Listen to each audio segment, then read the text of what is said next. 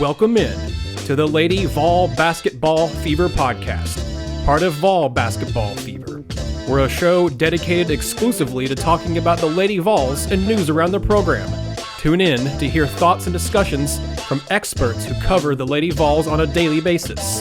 Now, here's a new episode of the Lady Vol Basketball Fever podcast. Hello, everyone, and welcome in to another episode of Lady Vol Basketball Fever. I am Nathanael Rutherford, and I'm joined today by a special guest, their first time on the show, Ryan Sylvia. He is the sports editor for TNJN, covers both football and basketball for TNJN at the University of Tennessee.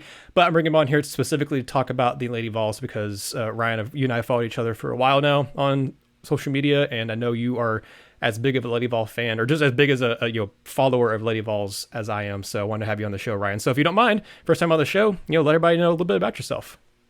Yeah, I appreciate you having me on. It means a lot. I like what you've done here with the show, not only covering the men's team, but also the women's team. It's very much needed. So I'm glad that you're giving women's basketball a platform. But I'm Ryan Sylvia. I'm the sports editor for TNJN. As you said, I cover football and men's and women's basketball, but I really am a big women's basketball guy. So it's always fun when basketball season comes around. I get to follow some Lady Vols basketball. I was born here in Knoxville, so I've always been a Tennessee fan. Grew up watching Candace Parker. So it's good to see that it looks like we might have a really exciting year coming up. Yeah, I think it will be a very exciting year. Again, as long as everybody stays healthy, and again, fingers crossed. Maria Cornelius of Go Vols 47 has been on here multiple times, and we've talked about ad nauseum how unlucky Kelly Harper has unfortunately been with injuries in her time as the head coach of the Lady Vols. So hopefully, we'll kind of talk about it in a second too, but hopefully we'll be able to see a healthy Lady Vol program for this upcoming season. But Ryan, we got a couple things before we get into that talk. Since I last did a Lady Vol Basketball Fever episode here, actually, first, before I get into that, I do want to say thank you for all of you tuning in, whether it's on the video on YouTube here or on the podcast itself. Again, I very much appreciate all the support. If you're new here or if you're a returning viewer / listener, thank you so much. If you're a big Lady Vol fan, thank you. And if you're just a basketball fan in general, we have more than just Lady Vols. We have the men's team stuff as well. I did an episode with Gene Henley, my regular co-host, last week, talking about recruiting for the men's side of things as well, and also some alternate jersey talk for the men. And we'll get into that about the Lady Vols here in just a second. So please share this video, share this podcast, give the video a like, give us a 5-star review on Apple Podcasts, all that good stuff. Would really appreciate it. But Ryan, looking at the Lady Vols, last time since I did Lady Vols podcast episode, they've released the entire schedule. I think last time I had Maria on, they had the non-conference slate of games more or less released, and we knew that Tennessee was who they were going to be playing in the SEC, but we didn't know the exact dates and when they're going to be playing certain teams and stuff. Now we've basically got the full schedule. So I'm going to give just a little bit of rundown for those of you who may not have seen it or may not have taken it in full, I guess, necessarily.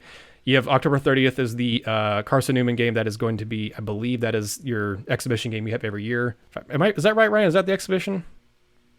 So I was looking at the schedule, and yeah, I think it's not marked as an exhibition, but I'm almost positive it is. Yeah, I'm pretty sure it is. I think you're right. Because they can't. I don't think the season can start until maybe late November, or early November. Sorry, but yeah. So I think that's the exhibition game. I'm pretty sure it is. I think it was last year too. I think it may be every year, possibly with Carson Newman. Regardless, though, I believe in that case, then the season opener is against Ohio State, which November 8th at Ohio State and against Ohio State in Columbus. So that's going to be a rough starting game, or I guess not rough, but kind of an exciting big marquee game for Lady Vols, because that was a really good team last year, was Ohio State. Then you host UMass, you host Indiana for playing them again. Then you go up for the tournament for the Battle for Atlantis in the Bahamas.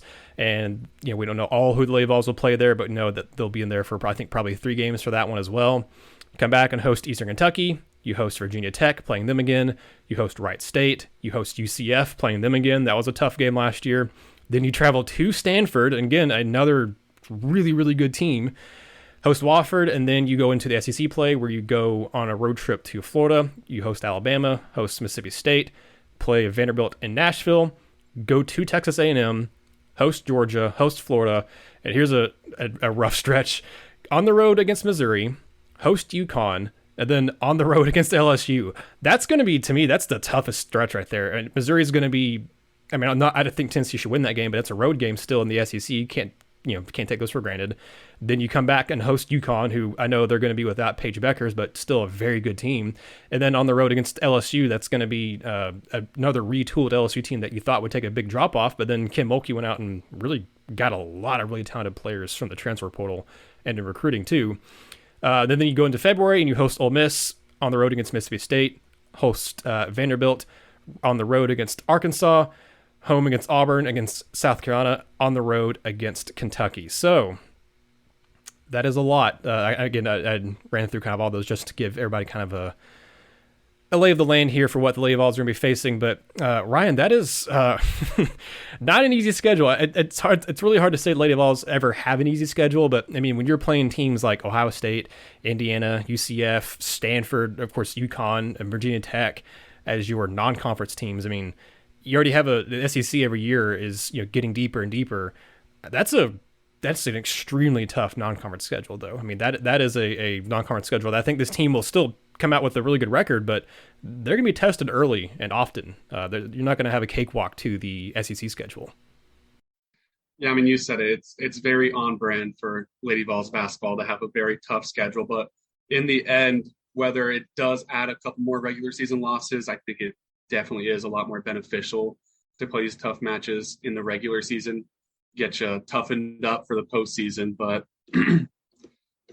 I mean, the SEC is, in my opinion, the best women's basketball conference. So that in itself, every single year you're going into it and you're going to have a lot of good games. But then, I mean, Virginia Tech, UCF, Stanford, UConn every year, Stanford, it's a lot of tough games out of conference tossed into it that not a lot of teams can say that they do every year is playing teams this tough.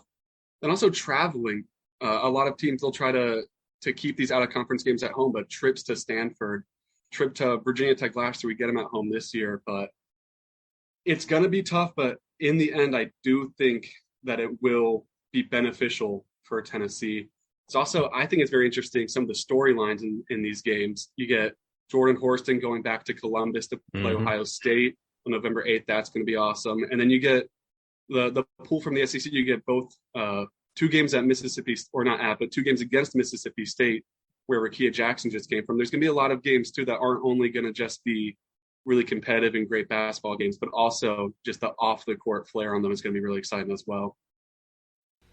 Yeah, I'm glad you brought that up about not just the matchups between the two teams and how the two teams are, but the storylines for that with Jordan Horston going back to Ohio. But I'm with the Mississippi State thing is going to be fun as long as Rakia stays healthy, which hopefully she will. I'm looking forward to seeing how she plays against the Bulldogs, because I get the feeling from when I talked to her and from when I know Maria talked to her, but just everything she said, I don't know that there's I wouldn't say there's animosity there, and I don't want to put words in her mouth at all. But I don't think that she is regretting leaving Mississippi State. I'll put it that way. I think there's going to be an extra kind of little edge when she plays. I'll be very, very curious to see kind of her performance against Mississippi State this year in both those games. Yeah, it should be really fun to watch, especially going to Mississippi State. Should be interesting, see how she responds to that. But I mean, I expect nothing but composure from her, from everything I've seen. Yeah, no, I agree. I'm also trying to pull up the Battle for Atlantis tournament brackets. I don't know if they actually, I know for the men's side of things, we know who Tennessee men will play for that Battle for Atlantis when they do it, but I also know for this upcoming year that we know who they'll play in the Brooklyn tournament, but I don't know if it's been announced who the Lady Vols play, but that field includes, along with Tennessee, you have Louisville, South Dakota State, Rutgers, UCLA, Marquette, Texas, and Gonzaga. And I want to say maybe the Lady Vols play Texas. Is that right? Maybe not. Like you said, I'm not sure if they've announced the opening, like the matchups yet, but I'm trying to find. I'm on the website right now too. Yeah, maybe I'm wanting them to play Texas because they played Texas last year, so maybe I'm wanting to see if they can beat them again. But either regardless, that's a pretty solid group of teams there. Lady Vols will, I think, have a pretty good chance of making that the tournament final for that and getting in there. But you mentioned a couple of the games there that some of the intriguing storylines. For me, obviously, I think a lot of people will had the same opinion. The number one non-conference game I'm looking forward to is UConn. I mean, that's always going to be when Tennessee and UConn play. I'm always going to set aside what I'm doing that week, or that weekend, or weekday, and watch that game from start to finish. But aside from that, Ryan, I'm having a hard time choosing between what's my number two most anticipated non-conference Lady Vol game, because I go back and forth between the first game against Ohio State, because that's going to be super exciting, really fun. A really good early test. The on the road on November 8th against Ohio State. That's gonna be fun, and it's gonna be against a good team. But also Stanford has another. Both the ones I'm choosing are the road trips, because I think those are going to be the toughest tests, and they're two really good teams. Of course, Stanford being a really good team last year. Those are almost like my 2A and 2B. So I'm curious if you have one that really stands out to you as a non-conference game, besides, again, I'm assuming besides UConn, that stands out to you as one that you're kind of most anticipating. It's probably easy to say Ohio State too, because that's, the big first marquee game. It's early in the season, just that means basketball's back, but it's probably that one, and Stanford for me is a 2A and 2B. Yeah, I think one though that's getting overlooked a little bit, that's underrated, is Virginia Tech coming to Knoxville. It was a great game there last season. They lost Asia Shepard, but they keep Keatley, and they bring in Ashley Owusu from Maryland. That's a great team that was competitive last year, ended up with a good record last year, that took Tennessee down to the wire in Blacksburg, and now they're coming back to Tennessee. They're going to want revenge. It's another good roster for them. Obviously, Tennessee's got a good roster, maybe an improved roster in some ways. So I think that game is a game that a lot of people are kind of skipping over, because there's those marquee matches with Ohio State to open it, with traveling to Stanford, with getting UConn to come down. There's a lot of games that it's easy to look at like that, but I think that Virginia Tech game is going to be one of the better non-conference games of the season. That's a good one. Yeah, you're right. Last year's was fun. I remember watching, or I think that one was on TV. Even if it was on TV, I remember listening to it at least, and keeping up with it somehow, and it being back and forth and late. There's a lot of games last year where UT was very close late because they had to come back and win, or they had to do something to. There's so many close games last year that they played against, again, against quality opponents. Lady Vols had a really quality non-conference schedule last year, and of course the SEC again was a very quality league. You'd mentioned, before we get into some more Lady Vol specific stuff, Ryan, you'd mentioned you think the SEC is the best women's basketball conference. I would agree. I don't know that you could make an argument for another conference. I mean, I'm speaking probably with some SEC bias, because obviously we're at Knoxville, we're in the South, we're in SEC country. But I mean, you look at South Carolina, just won the national title. They've won, they've been upper echelon women's basketball for the last 4, 5, 6 years at this point. You look at what Mississippi State, they're not as good as they had been, but look what they had done years past. Look what Texas A&M had done years past. But look at what last year, South Carolina, Tennessee, LSU were all teams that made some noise. Kentucky made that run in the SEC tournament to win it. I know I'm forgetting several other schools. Ole Miss, I think, had a better than expected season last year as well.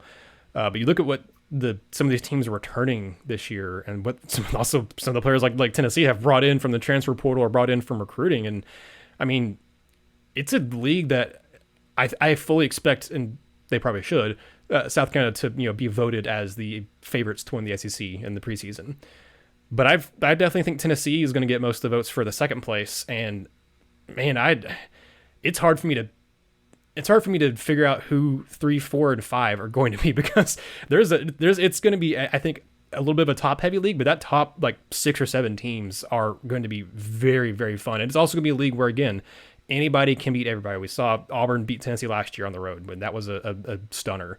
We saw Florida and Tennessee have some battles and everything too. So again, Kentucky come out of nowhere and make that run in the SEC tournament. So I think it's going to be another year this year where, if you're on the road, even if you're the number 1 team in the SEC and you're on the road against the number 14 team in the SEC, you got to watch your back, man.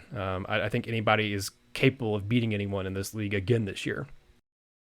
Yeah, I completely agree. You brought it up. I think the perfect example of that was Kentucky making that run in the SEC tournament, getting all the way to the finals and knocking off South Carolina. I mean, if that doesn't show you how deep the SEC is, nobody going into that tournament was expecting that. And I was able to attend those games. That was a ridiculous run to watch. You said Auburn knocking us off last year. While I think that was their first SEC Hmm. win of the season too. It's a deep league. I agree though. I would have South Carolina at the top, Tennessee at second, and then it does get a little hairy after that. But I think LSU is going to be really good this year too. Kim Mulkey, you said earlier in the show, she retooled very well down there in Baton Rouge, and traveling to LSU this year, that's going to be a great game. It's gonna be a tough one. I was there for the regular season finale when Tennessee took on LSU, and that just kept trying to will Tennessee back to that game. Of course, no Jordan Horston in that game. Um, I think someone else got, well, obviously no Mara Suarez either, but I think Ray, you could tell Ray Burrell still wasn't back 100% in that game. There was some foul trouble stuff. Well, LSU got in some foul trouble too, but it just got down to 2 point game there at the end, and then couldn't quite close the gap all the way. So that was exciting. And then again, health wise, like that's the key is Lady Vols need to stay healthy, and that kind of brings me into one of the topics you and I were talking about before hit record that I wanted to discuss. I'm going to borrow this question that I heard because I thought it was a really interesting question on Josh and Swain. If you don't listen to them, they do obviously more football oriented stuff. But when's basketball season, they'll talk basketball. But Jason Swain, former Tennessee football player, and then Josh Ward, who's been with WNML for a long time. They have the lunch show there for WNML. And they had a guest on earlier this week, and one of the questions they asked, and I thought was really cool, I hadn't thought about this question before, was if you could wave a magic wand over anybody on Tennessee's football team, not named Hendon Hooker, to ensure that they were healthy for all 12 regular season games, who would it be? And I thought, that's interesting. I think the answers they gave were Swain was like Darnell Wright, who's the right tackle, and then I think that was one of the consensus answers, and then also you had, I think, defensive back was one of them too, or defensive end was one of them. But I thought it'd be interesting to look at that from a basketball perspective of both the men's and women's team. But I'll ask you specifically, Ryan, about the Lady Vols. If you could just wave a wand over just one player for the Lady Vols this year to ensure they're healthy for every single game, regular season, postseason for the Lady Vols, who would it be? Because I have a hard time picking just one. Like, look, my gut says to go with Jordan Horston because she's, the veteran leader. She's the do it all player. She can score, she can rebound, she can assist, she can steal. Like she can do everything for you. But man, your whole team also changes dramatically if Tamari Key goes down with injury, or the player you just brought in to be your point guard. Jazz Powell, if she comes in and she gets hurt, that changes her dynamic. If Rakia Jackson gets hurt, there are 4, maybe even 5 players that spring to my mind of, okay, I would like to keep her healthy for the entire season. I'm curious your thoughts, and also anyone who's listening, if you want to give your thoughts in the comments on this video or tweet at us at Vol Hoops Fever, I would love that. But I literally can't decide between Jordan Horston and Tamari Key, Ryan. Like that's the two I'm having like the toughest time choosing between, because Jordan Horston is the heart and soul of the team, but gosh, Tamari Key goes down, like she is a difference maker, especially on defense. Like that. I mean, I know you have Julian Hollingshed now, who's the same height and everything, but I don't know that she's quite ready to be what Tamari Key can be for you. So I mean, it's between those two for me. But again, I could hear an argument for Rakia Jackson. I could hear an argument for heck, even someone like Tess Darby, who is a very good 3-point shooter. I could understand an argument for really 4, maybe even 5 of the players on the roster for this year. Yeah, it's one of those questions that you say and it's just a million different players pop into your mind immediately. It's like, how am I supposed to possibly pick one? But I do agree. I would have to narrow it down to Jordan Horston or Tamari Key. Jordan Horston, she's so versatile. She can play 1, 2, or 3. She plays great defense. I mean, that was really what stood out to me in her first couple of years here, is how great of a defender she was. Maybe her shots weren't falling, but she was still making an impact on the floor through playing point guard and playing fantastic defense. Then last year the scoring came along and she was, I mean, anyone watching could tell she was the heart and soul of the team. And then she goes down, and Tennessee takes a very clear step back at the end of last season. But if Tamari Key goes down, you said we do have Julian Hollingshed coming in, but there's still no great depth at the center position. So if Tamari Key goes down or Jillian goes down, you would, I guess, you'd go to Caroline Strickland, who impressed at the end of last season, Mm-hmm. but it's still not maybe the choice that you would want to have playing big minutes yet, because she's still coming along in her development. So I think I'm going to have to go with Tamari Key just because of depth reasons. I think if she goes down, it just leaves a big hole in the roster. where, I mean, God forbid none of this happens, but if Jordan Horston goes down, at least there are, I guess, more players to step up in that role. I mean, I wish I could give the whole team this magic wand, especially both of those two. But if I had to pick one, I do think I would stick with Tamari Key. Yeah, that's good reasoning. I mean, you make a good point. If again, hopefully none of this happens, but if Horston does go down, you hopefully in this case that's why you brought in someone like Rakia Jackson and brought in someone like Jazz Powell, because you can also move Jordan Walker over to the two and have her be more in a comfortable role where she is, before she came to Tennessee as more of a two guard scoring type role rather than having to be a distributor. But now she does have the passing ability. So you're right. I think if Horston goes down, it's obviously a huge blow. But we saw this team last year still, even without Jordan Horston, like rally and do some things that I still didn't think they would be able to do without Jordan Horston out there and with still Ray Burrell not at 100% for most of the season. And still made it to the Sweet 16. Still, were even there in that. Even with, I still believe if Jordan Horston had been healthy for that Sweet 16 game, then who knows what happens. But anyway, don't want to go back too much on that. But yeah, I think I think you're right. Like I think Tamari Key might be the answer. I'd be interested to hear what Lady Vol fans have to say about this because they're very knowledgeable about the sport. But I think you're right. I think the especially the impact that Tamari has on defense, like that alone to me, and rebounding too, just those two things alone, like I think Tennessee doesn't have anyone else that can do what she can do on defense right now. And whereas I do think, like you're right, if Horston goes down, you have someone like Rakia Jackson who can score. You have some other people who can do some of the things to kind of patch that hole. No one's going to be like Jordan Horston, but you have some people who can patch the holes in the ship if Jordan goes down. If Tamari goes down, that's a big blow. So hopefully, again, no one gets hurt. It'd be nice, or no one gets at least a severe injury because people would get hurt. It's sports, but hopefully no one. Hopefully, no season-ending injury. Like I'm gonna knock on all the wood I can find because every single year there's been some sort of season-ending injury that has shaken up the chemistry or shaken up like the rotation of the team for Kelly Harper. And man, it'd be great if this year's team didn't have that. Even Kean Green last year, what a blow that was. Yeah. As a backup center. I mean, she was finishing a lot of games when she was healthy. She was having phenomenal nights, and she specifically just was never able to stay on the court. Very unfortunate. Yeah, because she had multiple injuries while she was at Tennessee. Because she had an injury her first year at Tennessee too, and then again, of course, last year. So yeah, I hated that for her because she's a great human being. I've seen the stuff that they've been posting about her since she's graduated. Now she's had like a million degrees too. But she's a phenomenal person.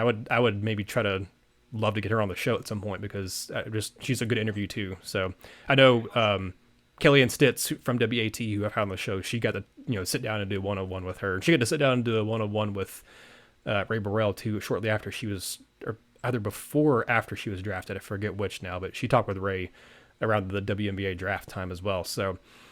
Speaking of which, just give a quick shout out to Candace Parker, who, ho-hum, almost had a triple-double in the postseason game for the Chicago Sky to send them to the semifinals of the WNBA postseason. So I'm really hoping Chicago gets back to the title game. That would be fantastic because so many people are thinking that this is going to be Candace's last year. But man, Ryan, I hope not because I love watching Candace play. And also she looks like she could just keep playing for so many more years. And it's also nice to be able to go out on your own terms and go out kind of on top and not in your prime, but go out when you're not kind of, falling off. But man, I want to see Candace up there for another couple years. I don't want a world where we're not watching Candace Parker play basketball because she's just phenomenal at it.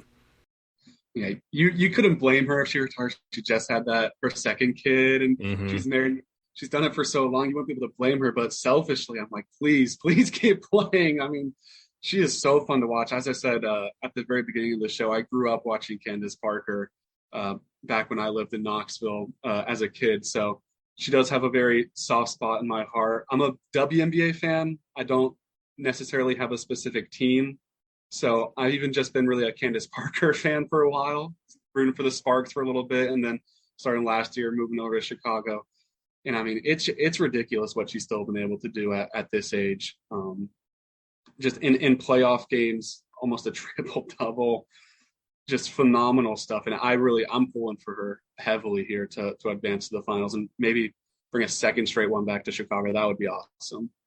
Yeah, no, it would. And I feel like this year, especially, she's been having, keeps putting up a lot more career numbers and stuff. I feel like she's passed Tamika Catchings, like, the other Lady of All legend, on like two or three career lists. I'm like, what is it with Candace Parker and Tamika Catchings having like similar WNBA careers? Because she passed her recently for, I think, most like fifth or sixth all time in assist and postseason history. And then I think in the regular season, she became one of only like two or three WNBA players ever to do something, and Tamika Catchings was one of them. I was like, man, her and Meek just had like, I just forgot like how good Meek even was after she left Tennessee. I obviously knew how good she was with the Lady Vols, but man, Catchings was also phenomenal in the WNBA. So it's just nice. It's just nice, like it was when, like, for example, like Peyton Manning in the NFL. Like, I didn't want to see him quit, but I knew it was coming time because for what with the surgery and stuff, and he did decline, but he did at least win the Super Bowl before he went out. But it's just nice having a former Tennessee player be one of the big centerpieces, big stars of a big professional sport. Because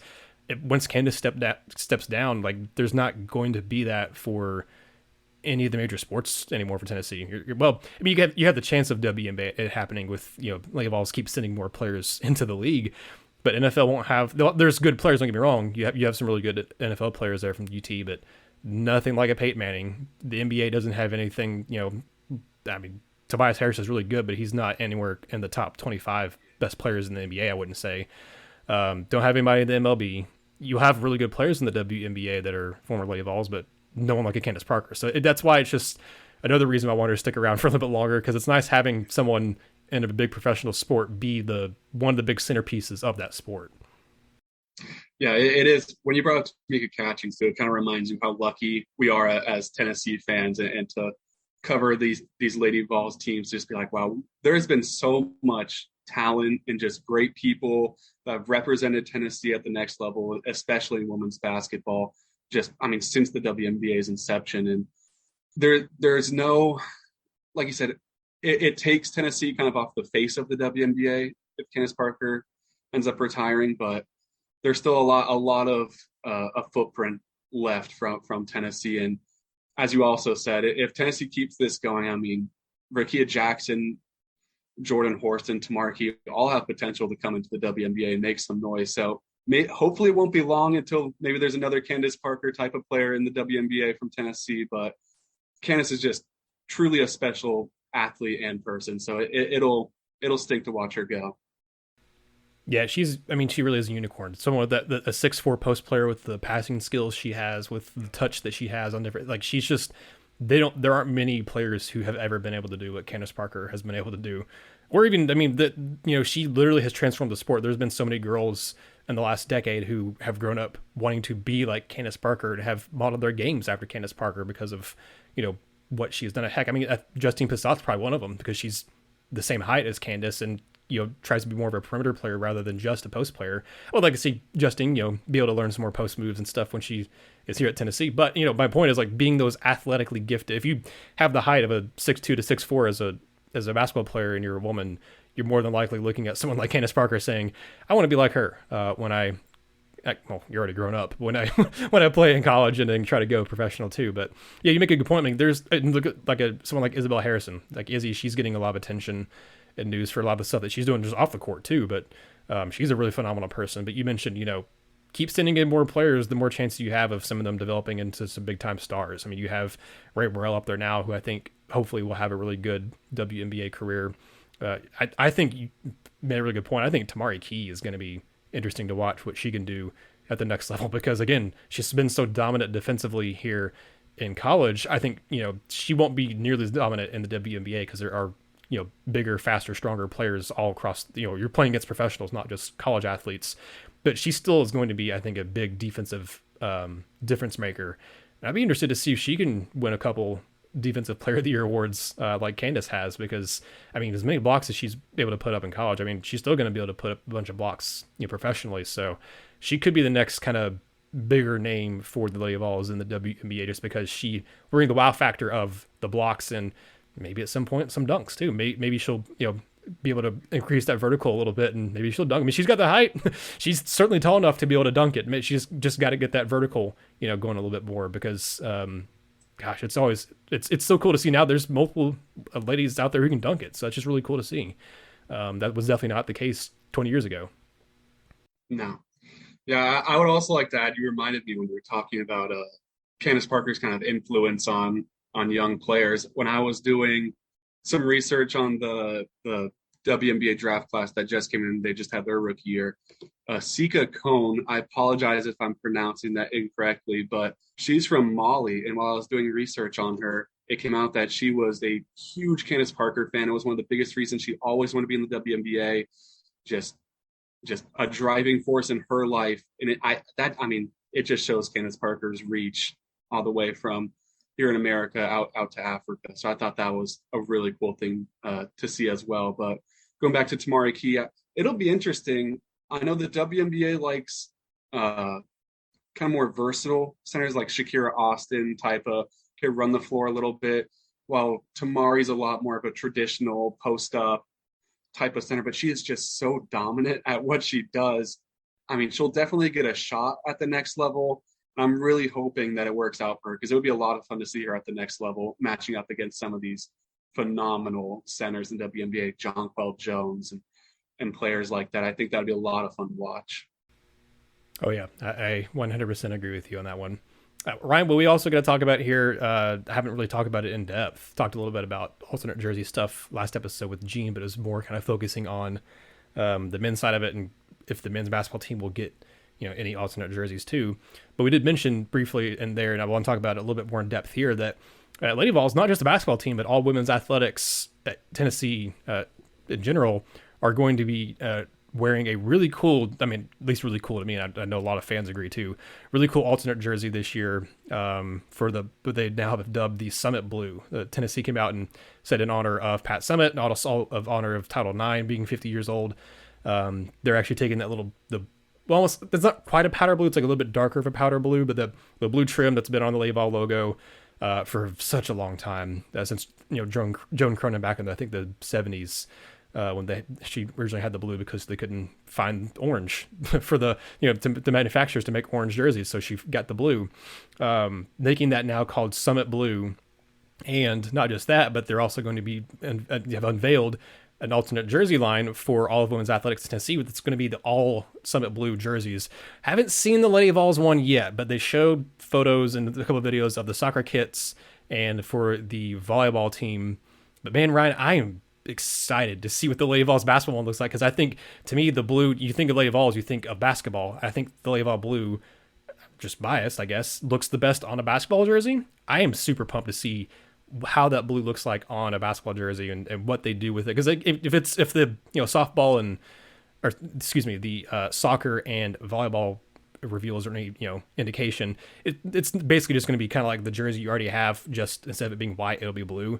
The man, I am very excited. I also think it's such a cool move. I am all for honoring Pat Summitt in any way possible. I loved last year when they did, or I think it was last year when they've done the purple kind of trims and purple ones before for her, for the We Back Pat nights and everything that they do for Pat Summitt and honoring remembrance of her. But I think this is a fantastic thing. And I hope this isn't just, I don't think it will be, but I hope this isn't just kind of a 1 year thing. I hope this is a regular, this will be an alternate jersey we wear every single year type of thing for Lady Vols moving forward, because, I think there's a good chance it will be, but I'll also be interested to see if like that night they wear it becomes like a big donation night, like if it's something that they give back to either the Pat Summitt Foundation or something else. But I think, there's good chances to be able to auction off these jerseys or even like NIL opportunities for this. Like I just think hopefully that this is a thing that isn't just a this year thing, that it's a thing moving forward, and that it's a chance to bring some money in to help Alzheimer's research and everything too, because that's one of the best ways you can honor Pat is to help fight this disease that unfortunately she had. So point is, I think the jerseys are going to look amazing for the basketball team, and I hope that it brings even more good other than just saying we look cool on the court.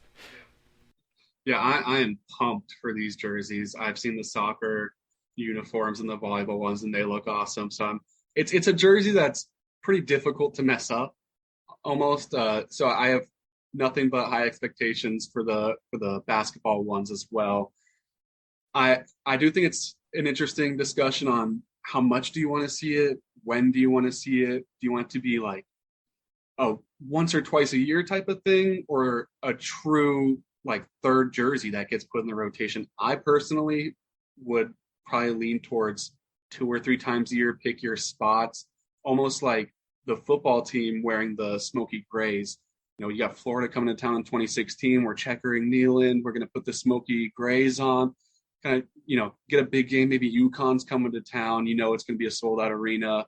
Let's get the Summitt Blue jerseys on. I think that would be a cool way to do it. And then, as you said too, I think that would be an awesome tribute to Pat Summitt as well if they did try to incorporate some sort of auction or try to raise some sort of money with the jerseys, because it's definitely going to get a lot of attention across the country. So if you can somehow generate that into good, I mean that would be awesome as well. But I don't think you can talk about all these jerseys without also giving proper credit to Danny White, the athletic director, who Mm-hmm. I've loved everything he's done since he's been here, bringing in all these new jerseys. And I mean, football, we saw he brought black last year, the black uniforms. He just announced he's going to bring the smoky grays back and that they're going to get kind of advanced and evolved every year. So it already brought 2 alternates back in football. Now he's adding all of these to the women's sports, the Summitt Blues. Baseball team has a whole crop of jerseys they can choose from. I'm waiting for the men's basketball ones. I Yep. guess you could say they're kind of this uniform right here, the old fashioned that first was kind of alternate and then ended up becoming the mainstay. But Mm-hmm. Danny White, I have to give him a shout out for at least the uniforms and the fan service he's done, putting the Vol letters on the stadium. I mean, he's done a great job with everything in that regard. So So you brought up 2 points that I want to get to. I'm trying to think which one I want to get to first. I will go with I'm gonna go with this one. What game or games this year would you want? If you could choose, would you want to see the Summitt Blue jerseys? You mentioned UConn. I thought about that one. I was like, I don't know. There's something about seeing just the traditional uniform for those games. But I mean, that's gonna be your biggest marquee game besides South Carolina. And obviously Tennessee UConn is probably the biggest rivalry in women's basketball. And Pat and Gino made it what it was. I mean, I almost feel like that's to me that's almost the game. Like I don't know. I mean, you could probably choose another SEC game. I mean, you could maybe choose South Carolina. You can maybe choose. My thing is I wouldn't want to choose a team that their main color is kind of a lighter. But like I wouldn't want to do it against Kentucky. I wouldn't want to do it against Florida. But UConn is a blue, but it's like a really navy blue. So I mean, I don't have an issue with them doing that. It would look interesting to see their road uniforms and the Summitt Blue out there at the same time. So I'm curious, Ryan, if you could choose a game or two, what would it be? Because I almost think it has to be UConn for this year. For if you're just going to do one game, because I mean that's the marquee game. That's again, that's Pat and Gino were the biggest names in that rivalry. Gosh, I mean, again, you could choose other ones that maybe you do it, on one of the non-conference home games against. You mentioned like against Virginia Tech, against Indiana. Maybe you do it for a SEC home game, but I'll be very interested to see if it is the UConn game where they bring him out, if it's the first time or if they do it for a second time or whatever. But I almost wonder if they had the UConn game in mind when they when they started designing these, came with this idea of doing the Summitt Blue. I do agree that a part of you really does want to just kind of embrace the traditionalism of seeing the orange out there, especially in a game against UConn that's so historic. It would feel a little bit weird, I feel like, to see the Summitt Blue out there, but I think it would also be really cool. So I think that's the one, like you said, you kind of have that one circled all season. It would make the most sense. I Another game though, looking at the schedule that I think that they could make an appearance is Indiana on November 14th, early in the season, Mm-hmm. second home game. But Indiana's a great squad. They're a good team. It should be a good game. I'm thinking that they're going to want to try to get the blue out relatively early, just so people can kind of get a view of it. So I mean, that's a game that stands out to me as maybe our first appearance of it. If they're going for maybe two. Yeah, that's why I feel like with basketball, you have so many more games than football too, so you have so many more opportunities to wear your traditional ones. So it's not as like you can. I feel like you can wear your alternates a little bit more often in basketball because you have like 18 home games as opposed to seven, sometimes eight in football. So like you have literally 10 or 11 more home games, so you have a chance to wear your traditionals more often. So it's not as big of a deal if you wear an alternate 2-3 times, right, like it would be in football. Exactly. Yeah, because you don't want to see Tennessee football come out and wear orange jerseys once the whole season. Hmm. But in basketball, like you said, there's so many games that you could sprinkle one in November and then maybe one late December and then one early February. And it would feel definitely spaced out enough that you wouldn't get kind of sick of them or anything. So, I mean, if I had to guess, I think that's probably what they'll somewhat go for is probably 2 or 3 appearances. And like we said, UConn definitely jumps out. I like that Indiana game early and then just maybe an SEC game sprinkled in there. I think would all be good choices. Yeah, and that leads me to the next question. I had already seen someone mention it on Twitter that they didn't want it. How would you feel about the Lady Vols getting a smoky gray uniform? Because I would like to see it, but I understand the fans who wouldn't want it because that feels more to me like it's football, and I guess basketball's had it, obviously baseball's had it, but I can't remember if the softball teams had gray before. Like they've had full gray jerseys, right? So I mean, you've had Lady Vols athletics have gray jerseys, so I think it would look cool to have Lady Vols have a gray jersey. But also, again, I totally get people who would be against it, but I think it's a I mentioned it from the podcast last week. I'm all for Tennessee in general playing with different jersey designs because when you have the orange you have for Tennessee, like it's such a bright, like obnoxious, really fun orange. Like why not pair it with other things? Why not why always have it just on white? Why not pair it with black and gray? Because it really to me makes it pop when you have it on darker colors. So why not do it in Lady Vols smoky gray jersey? Like it doesn't have to be anything super flashy. It just could be I wouldn't want it just to be gray, but have something with it that I don't know. I've gone back and forth on it. I'm pretty sure I would like it because I trust the design team and trust Nike and Tennessee to talk about it and do it. But I understand. I can't remember. I think Julia. I can't remember who it was. She sent in a picture. She sent in a question for the mailbag episode we had a couple weeks back too. So she was one I think said it on Twitter that she wouldn't want to see. She would not want to see a smoky gray jersey for the Lady Vols, but I kind of think I would. I think it'd be cool. Maybe I'm wrong, but I think it'd be cool. Yeah, I will say, thinking back to Tennessee men's basketball smoky grays, Mm-hmm. some of those I was not the biggest fan. I did not. Yeah, the ones they wore like in Barnes's first or second year, whenever it was, I wasn't a fan. They wore those against. I remember them wearing specifically against Florida. I can't remember if it was at home or against an SEC tournament, but I didn't. Yeah, I didn't like the design. It was. I mean, I liked the colors. I just didn't like there was like the weird big black bar across the front that I just was not a huge fan of. I think their reasoning was because they looked back at like some old jerseys that UT basketball had. That was their reasoning. They're trying to take some Right. elements from a couple different eras, and to me, it just didn't look that great. Yeah, I would like to see a redesign for the men's team, and then again, we haven't had one for Lady Vols basketball, so I think just a totally different design for them. Maybe there's something in some of the old jerseys for Lady Vols you could do, and instead of it being just orange and white, maybe you could touch it up and add some gray to the jerseys to honor again to go back and do some throwback stuff, but also have some new age stuff with it because I love the combining of old and new with stuff like that. It doesn't all have to look and be a totally new thing. I like the fact that we've had the touches of honoring the past and tradition, or at least trying to. I can admire the effort on the men's side of things. I just didn't like the end result with the big black bar across the front. But I admire the fact that they tried to honor the past and mold it with the future or present, but execution wasn't quite there. But I trust Kelly Harper, Danny White, the whole administration there to if they wanted to do one for the Lady Vols that they would make it respectful and make it look good. I just think orange and gray to me, that the smoky gray, like the darker gray that it is, just looks cool together. Like I just think it looks nice together.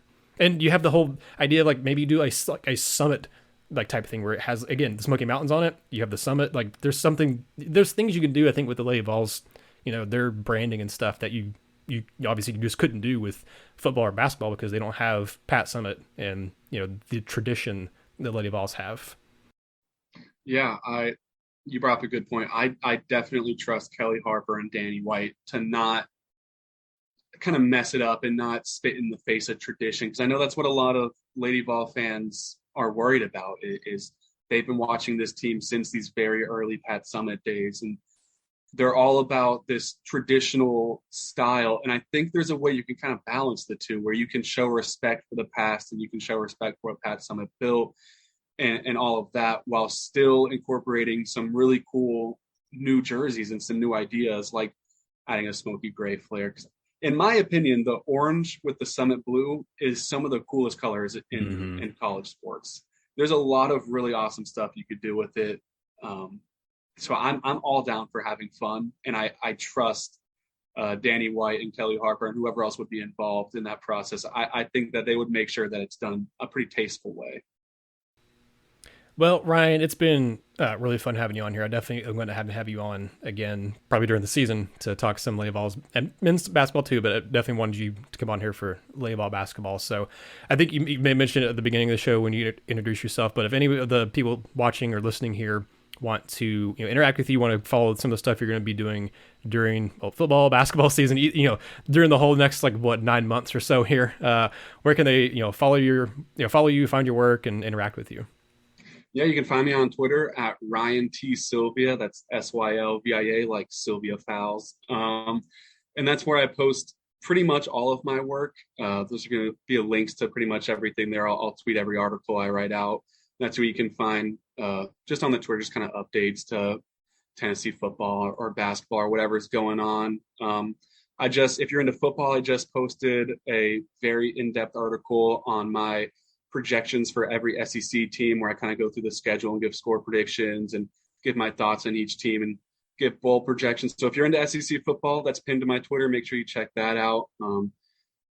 I got a lot of stuff coming, not even just University of Tennessee stuff. That's definitely the main focus. But I have an internship right now with Pro Sports Fanatics, so I might be doing a Tennessee Titans show soon. We'll see where that goes. But the focus is University of Tennessee. There's definitely gonna be a lot of Lady Vol stuff on the way, but if you want to check it out and follow me along for this ride, it's at Ryan T. Sylvia. Awesome. Well, thank you so much, Ryan, and thank you all so much who, again, watch the show, interact with it at all.